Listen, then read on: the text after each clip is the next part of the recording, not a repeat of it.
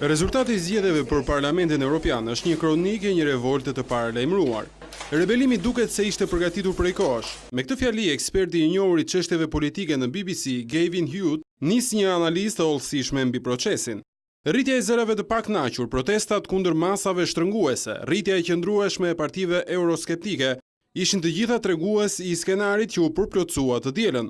Vota është sigurisht pjesë e protestës së përgjithshme për papunësinë. Kriza ekonomike europiane ishte treguesi kryesor për rezultatin e ekstremit të majtë në Greqi. Zgjedhjet u fituan nga radikalet e Sirizas. Një situatë ndryshe u vërejt në Itali, ku kryeministri i qendrës së majtë Matteo Renzi triumfoi në sajt e programit radikal të reformave që ka premtuar. Edhe në Gjermani, ku partitë e qendrës janë më të qëndrueshme, forcat euroskeptike fituan disi terren. Ata nuk janë kundër Bashkimit Evropian, por janë kundër euros. Tashmë pyetja që shtrohet është se çfarë do të ndodhë në të ardhmen.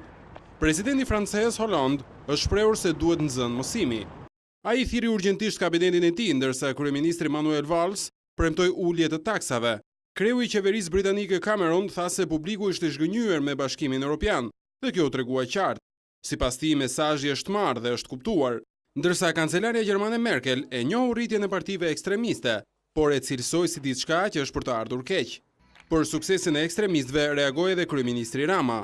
Nga Holanda, ku qëndron në një vizitë lobuese për statusin e vendit kandidat, kreu i qeverisë postoi në Twitter. Europa mes të ardhmes së të shkuarës si asnjëherë tjetër. Shembulli i Renzit tregon se ka veç një rrugë kundër ekstremistëve, ballë për ballë.